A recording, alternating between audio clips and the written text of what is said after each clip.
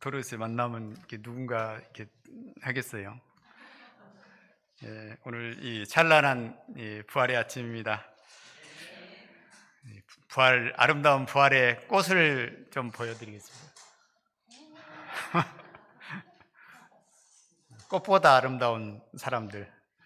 예, 그래서 우리 지금 부활의 꽃도 아름다운데 더 아름다운 것 같습니다.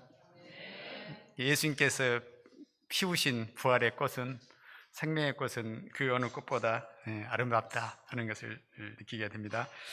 요절 말씀 같이 읽고 제가 기도하고 말씀 전하겠습니다. 25절, 26절 시작. 예수께서 이르시되 나는 부활이요 생명이니 나를 믿는 자는 죽어도 살겠고 무릇 살아서 나를 믿는 자는 영원히 죽지 아니하리니 이것을 내가 믿느냐. 감사하신 하나님 아버지, 죄와 사망 가운데 슬픈 인생을 살며 죽은 자 같은 인생을 살 수밖에 없는 죄인들을 위해서 예수님께서 이 땅에 오시고 죽은 자 가운데 다시 살아나사 부활이요 생명의 주가 되어 주셔서 감사합니다. 제가 이 부활이요 생명 되신 예수님을 믿고 예수님께 시선을 고정시키고 또 부활의 능력을 덧입고 하나님 아버지 이 세상 살면서 만나는 여러 가지 어려운 것들을 이기고 하나님의 영광을 오히려 드러내는 인생을 살게 도와주십시오. 이 시간 귀한 말씀을 부족한 죄인이 감당하고자 합니다. 성령으로 함께 하시고 부활 생명의 말씀이 되게 도와주십시오. 예수님으로 기도했습니다. 아멘. 찬란한 부활의 아침입니다. 부활의 낮입니다. 무덤에서 살아나신 부활이요 생명 되신 우리 주님을 찬양합니다. 오늘 말씀에서 예수님은 누구보다 사랑했던 마리아, 마르다, 나사로 가정에 가장 귀한 선물을 주시고 계십니다. 그들이 갖고 있는 이론적이고 막연한 짝퉁 부활신앙 대신 현재 부활신앙을 선물로 교환해 주셨습니다. 그들이 짝퉁 부활신앙이 아까워 버리지 못할 때는 책망도 하셨습니다. 그리고 진품으로 바꾸어 주셨습니다. 찬란한 부활의 아침에 예수님께서는 저희들에게도 진품, 살아있는 현재 부활신앙을 선물로 주시고자 하십니다. 저희가 이 살아있는 부활신앙을 덧입고 이 시대에 부활의 생명력이 넘치는 인생을 살 수 있기를 기도합니다. 바톤, 이 병은 하나님의 영광을 드러내기 위함이라. 1절에 보면 베다니에 사는 나사로가 병이 들었습니다. 나사로는 예수님의 발에 향유를 붓고 머리털로 이 예수님의 발을 닦아주던 마리아와 또 늘 맛있는 음식으로 예수님을 섬겼던 이 마리다의 오빠였습니다.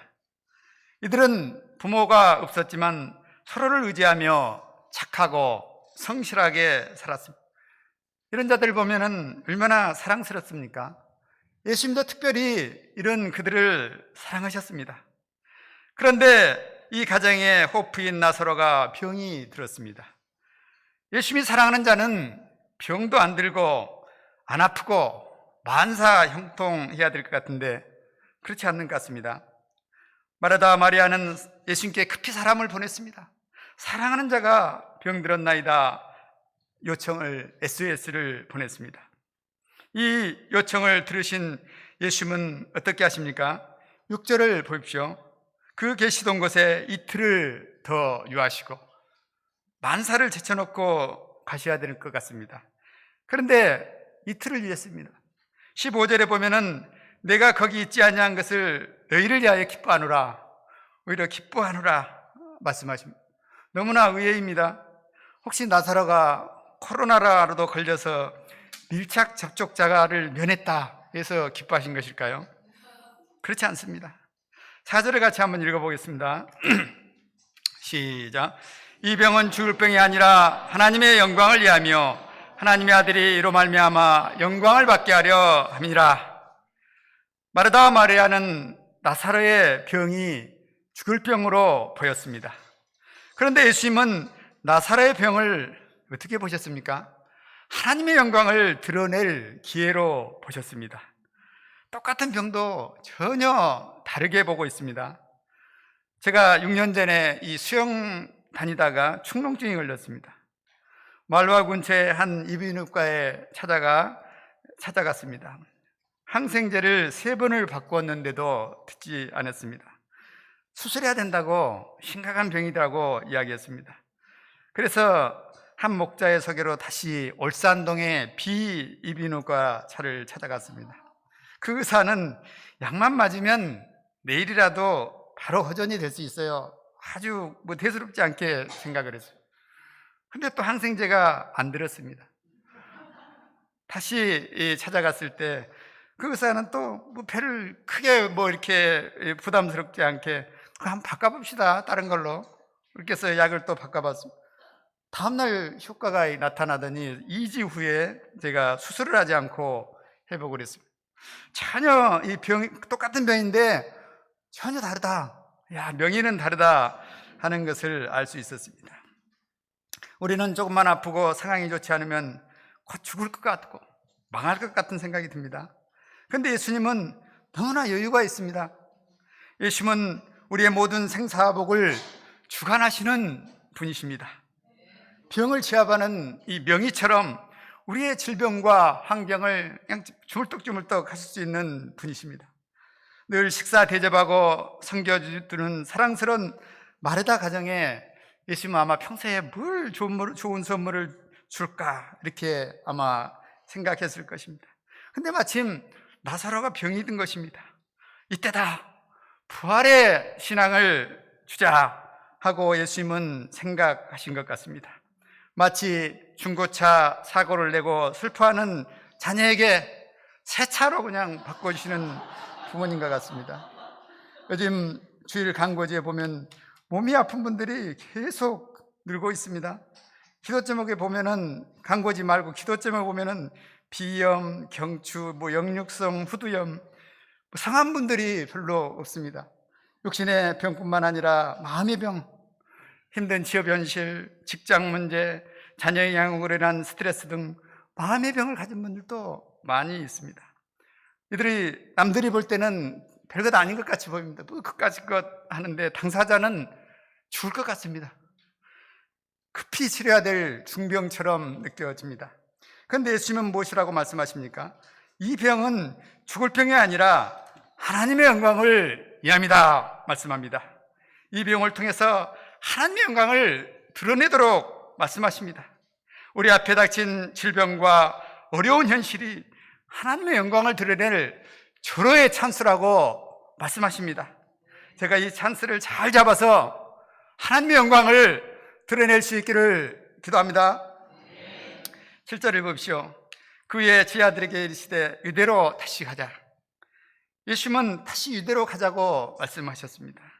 제 아들은 금방 이 유대에서 돌을 피해왔는데 또 그리로 가시려 하니까 돌에 맞아 죽을 것 같은 두려움이 들었습니다. 예수님은 무엇이라고 말씀하십니까? 9절 10절을 함께 읽겠습니다. 시작. 사람이 낮이 다니면 이 세상의 빛을 보므로 실족하지 아니하고 밤에 다니면 빛이 그 사람 안에 없는 거로 사람이 낮에 다니면 세상의 빛을 보므로 실족하지 않는다 말씀합니다. 예수님은 세상의 빛이 되십니다. 칠흑같이 어두운 사망의 그늘도 환하게 밝히시는 빛이 되십니다. 이 예수님과 함께 있으면 죽음도 두려워하지 않는 것입니다. 사도행전 5장에 보면은 돌에 맞을까 벌벌 떨었던 오늘 제자들이 복음을 전하다가 채찍에 맞는 것을 봅니다. 그런데 전혀 두려워하지 않습니다. 오히려 예수님 이름으로 능욕받는 일에 그 수준이 되었는갑다 생각하고 기뻐합니다. 가는 곳마다 예수 그리스도를 가르치는 것을 쉬지 않습니다. 빛대신 예수님과 함께하기 때문에 이들에게 두려움이 없는 것입니다. 그날 이후에 제 마음에는 캠퍼스에 복음을 전하러 가려면 좀 두려움이 있었습니다. 하도 직원 동료들이 민감하게 막 생각하고 보는 것 같아. 혹시 꼭 생활을 하면 직원이 꼭 앉아있거든, 아는 직원이. 그래서 눈치를 살살 보고 제가 두려워했습니다. 제가 빛 대신 예수님과 함으로 두려워하지 않고 예수 그리스도를 가르치는 삶을 살겠습니다. 11절을 보십시오. 우리 친구 나사로가 잠들었도다. 그러나 내가 깨우러 가노라. 예수님은 나사로의 죽음을 잠이다 이렇게 생각합니다. 건조제 15장 20절에 보면은 그러나 이제 그리스도께서 죽은 자 가운데서 다시 살아나사 잠자는 자들의 첫 열매가 쳤다 말씀합니다. 예수님은 죽은 지 사흘 만에 다시 살아나셨습니다. 사흘 동안 주무시다가 다시 깨어나신 것입니다. 예수님 안에서 죽음은 잠과 같습니다. 잠을 두려워하는 사람이 있습니까? 김승진 사모님은 너무 잠을 사랑하기 때문에 5분 더 자고 싶은 마음을 부인하자 이렇게 기도 제목을 내놓고 기도하는 것을 보았습니다. 예수님을 믿는 자들에게 죽음은 끝이 아닙니다. 부활의 세계로 들어가는 관문입니다. 죽어야 부활의 세계로 들어갈 수 있습니다. 사도 바울은 빌립보서 1장 23절에서 차라리 세상을 떠나서 그리스도와 함께 있는 것이 훨씬 더 좋은 일이다 말하고 있습니다. 마치 에버랜드에 빨리 들어가고 싶어서 새벽부터 이 출입문에 기다리는 사람처럼 사도 바울은 이 주님의 부활의 세계로 들어가고자 죽음을 기다리고 있었습니다. 그러므로 우리는 사도 바울처럼 죽음을 두려워할 필요가 없습니다. 부활의 세계로 들어가는 관문이요 달콤한 잠이다 이렇게 봐야겠습니다. 파트 나는 부활이요 생명이니 17절을 보십시오. 예수께서 와서 보시니 나사로가 무덤에 있은지 나흘이 되었습니다. 중동지방은 하루만 지나도 시체가 부패합니다. 그런데 나흘이나 됐어요. 이때 예수님께서 찾아오셨습니다. 저는 장례식 때 때를 놓치고 못 가면은 괜히 뭐 잘못한 것 같아서 사람이 피해 다닐 때가 직원들 피해 다닐 때가 있었습니다. 그런데 예수님은 장례식 다 끝났을 때 찾아오셨습니다. 이런 예수님을 마르다는 또 마을까지 나가서 마중을 했습니다. 21절을 보십시오.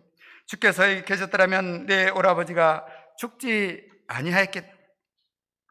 만사를 제쳐놓고 오빠가 병들었다고 하는 소식을 들었을 때 오실 줄 알았던 예수님께서 장례식이 다 끝나고 오셨을 때 얼마나 서운하고 원망스러웠겠습니까?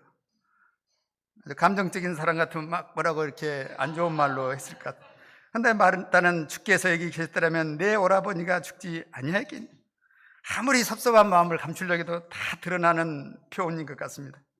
마르다는 민망했는지 그러나 이제라도 주께서 무엇이든지 하나님께 구하시는 것을 하나님이 주일 줄 아나이다. 뭔 말인지 잘 이해가 되지 않는 말을 했습니다. 이 감정이 복잡하니까 이렇게 두서없는 말이 나오는 것입니다. 예수님은 무엇이라고 말씀하십니까? 내 오라버니가 다시 살아나리라. 이는 나사로를 살려주시겠다는 말씀입니다. 죽은 지 나흘이나 된 자를 누가 감히 다시 살아나리라 이렇게 말할 수 있겠습니까? 오직 부활이요 생명 대신 예수님만이 하실 수 있는 것입니다. 그러자 마르다는 마지막 부활 때는 다시 살 줄을 믿나이다. 마르다는 부활신앙이 있었습니다. 그런데 머리로 아는 신앙, 막연한 믿음이었습니다.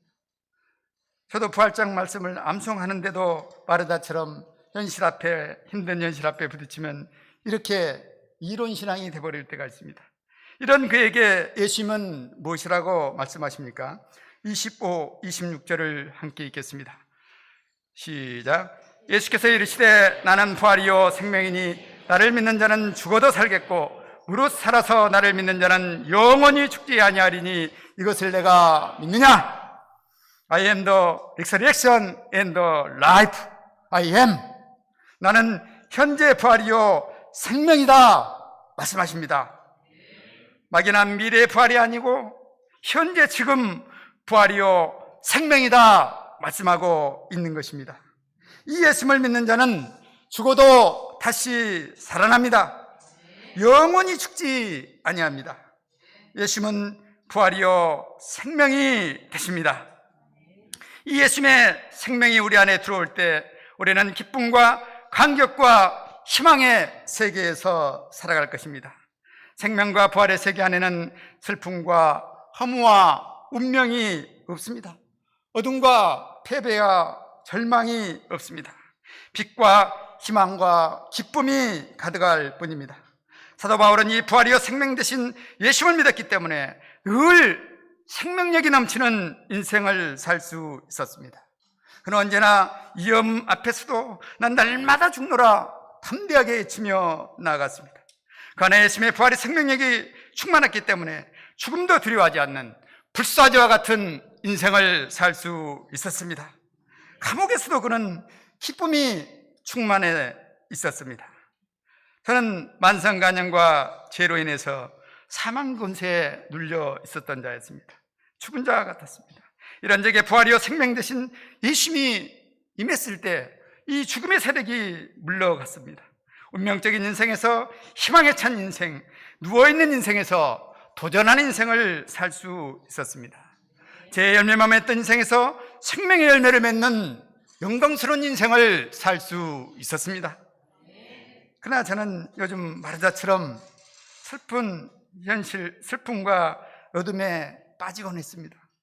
높은 임용의 산을 넘지 못해 힘겨워하는 하은이와 코로나 악재로 인해서 대학 진학에 어려움을 겪는 다윗을 보면서 안악조선의 강대한 안악조선 앞에 있는 이스라엘 백성처럼 보였습니다. 이들에게 잡혀 먹어버릴 것 같은 그런 두려움이 있었습니다. 땅이 꺼질 때 한숨을 저도 모르게 쉴 때가 있었습니다. 부활에 대한 살아있는 믿음이 없을 때 취업 문제, 재장성 문제, 자녀 교육, 건강 문제 등 이런 문제 앞에 낙심하고 절망하고 두려워하며 원망불평할 수밖에 없었습니다. 예수님은 이런 제게 말씀하십니다. 나는 부활이요 생명이니 나를 믿는 자는 죽어도 다시 살겠고 살아서 나를 믿는 자는 영원히 죽지 아니하니라. 예수님 부활이요 생명 자체가 되십니다. 죽음을 이기고 죽음을 정복하셨습니다. 그러므로 예수님 안에는 결코 패배나 절망이나 두려움이 있을 수 없습니다. 어둠이 있을 수 없습니다. 제가 예수님을 이론적으로 무력한 예수님으로 무덤 속에 가두어 두었습니다. 이럴 때 힘든 현실에 매여 현실만 보고 슬퍼할 수밖에 없었던 것입니다. 제가 부활이요 생명 되신 예수님을 믿지 못한 것을 깊이 회개하고 다시 살아있는 현재 부활이요 생명 되신 예수님을 믿어야겠습니다. 이럴 때 부활의 생명력이 충만한 인생, 사단이 심는 두려움과 절망과 패배의식과 열등감 등 모든 염려를 이기는 힘찬 인생을 살 수 있을 것입니다. 임용구 씨 실패 후 이 낙담하던 하은이가 동역자와 함께 저녁마다 고린도전서 15장을 암송하였습니다. 그럴 때 오그라들었던 그의 목소리가 힘이 생겼습니다. 부활이요 생명 되신 예수님께서 하은이에게 찾아오신 것입니다. 그는 기간제 원서를 40군데 이상을 냈습니다. 한 군데도 되지 않았습니다. 그러나 포기치 않았습니다. 3월 달에 계약을 이미 해버렸습니다. 그러나 계약 이후에도 냈을 때 성경주와 함께 이 기간제 교사로가 될 수 있었습니다. 하나님의 영광을 체험한 것입니다. 부활의 생명 되신 예수님을 믿을 때 실패와 절망의 자리에 앉아있지 않은 것입니다. 그는 이번에 이 부활장 암송 그렇게 한번 나가보라 해도 지금까지 안 나가던 그 암송대회를 나가겠다, 이렇게 나가서 상급을 타겠다, 이렇게 했습니다. 하은이를 마지막으로 저희 가정은 모두 다 이 부활장 15장, 고린도전서 15장을 암송하는 그런 축복을 누리게 되었습니다. 저희가 현재 부활이요 생명 되신 예수를 믿고 사도 바울처럼 생명력이 충만한 인생, 날마다 나도 죽노라 외치며 부활의 증인된 인생을 살기를 기도합니다. 27절을 보십시오. 이르되 주여 그러하이다. 주는 그리스도시요 세상에 오시는 하나님의 아들이신 줄 내가 믿나이다.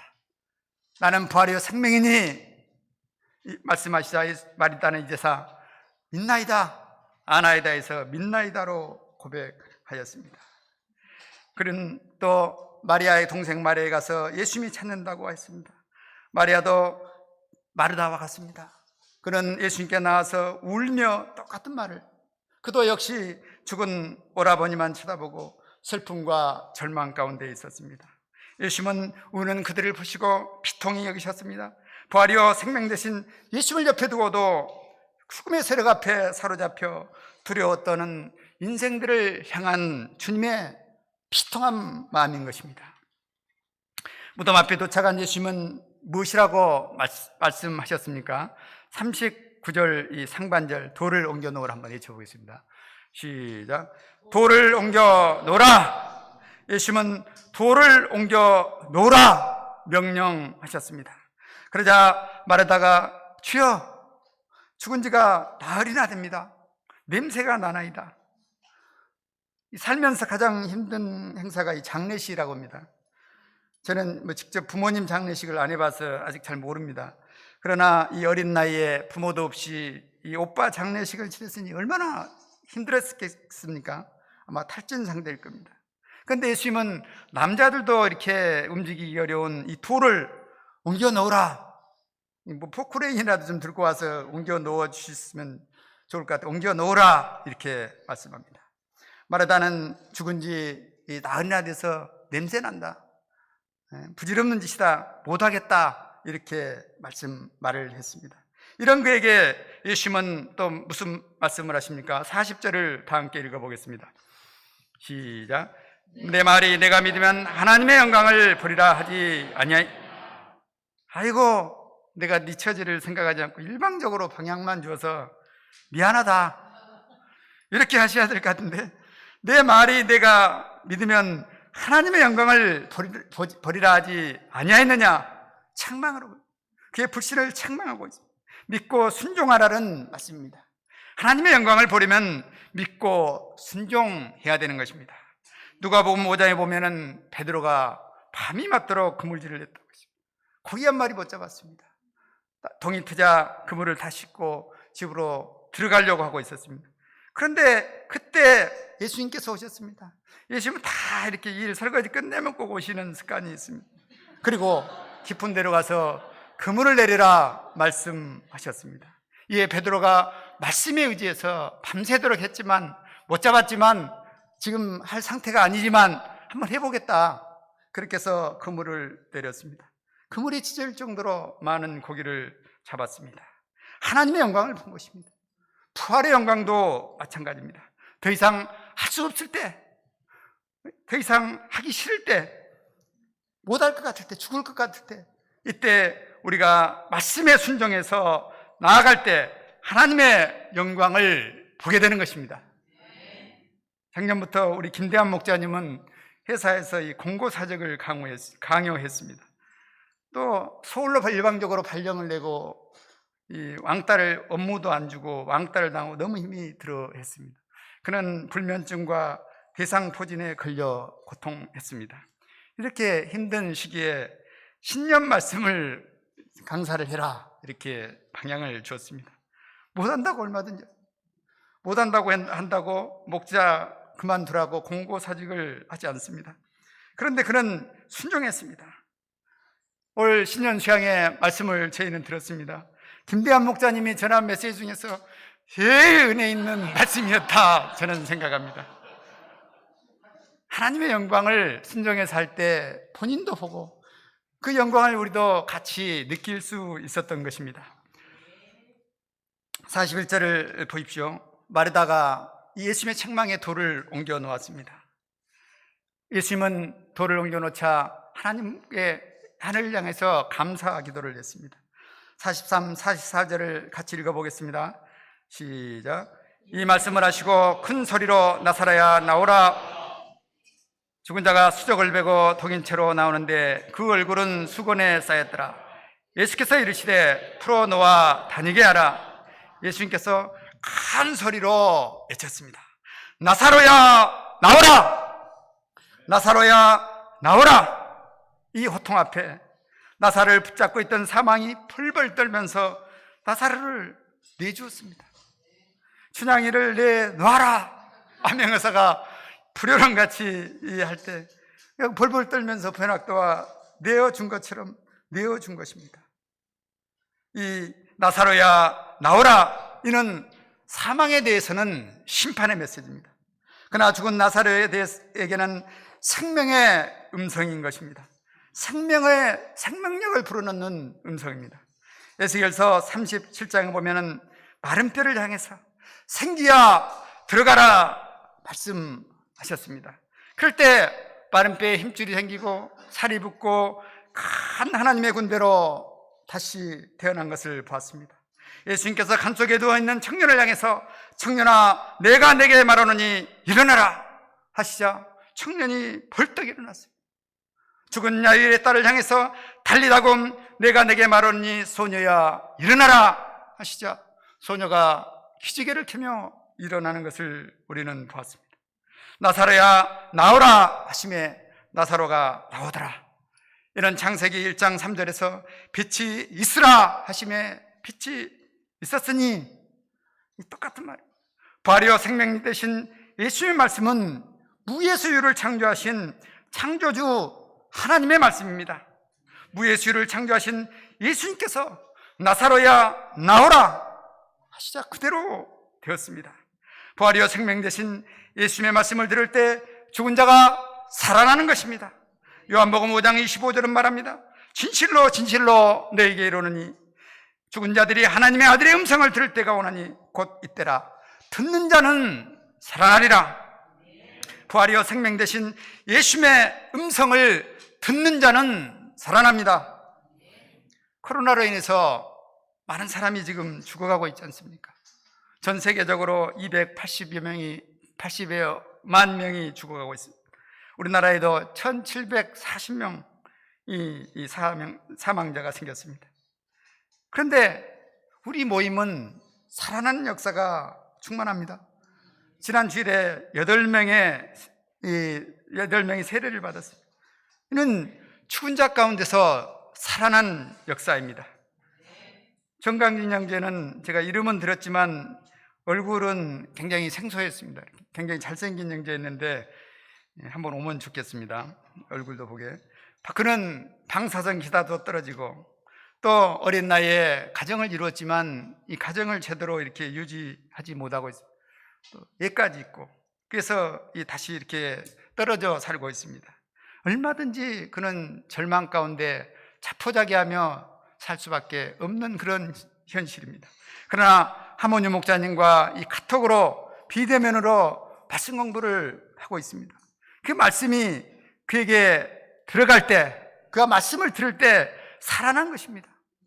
부활이요 생명 되신 예수님의 말씀을 들을 때 어떻게 듣든지 어떤 방법으로 듣든지 살아나는 것을 우리는 알 수 있습니다.